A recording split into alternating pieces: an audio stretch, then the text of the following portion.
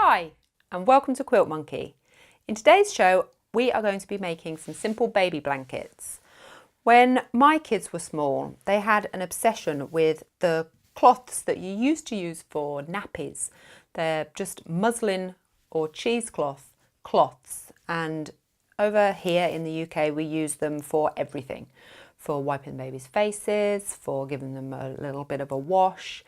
We use them for mopping stuff up, and they are really great, really useful, but they're just kind of grotty and tatty, and they're always covered in stains because they're white, so they're not very practical around babies. But my kids insisted on taking these horrible cloths everywhere with them because they felt nice, they're soft. And I thought, now that I've got a new baby nephew, wouldn't it be nice to make him a blanket? So it's got the softness of the muslin or the double gauze, but it's also got the attractiveness of some quilting cotton.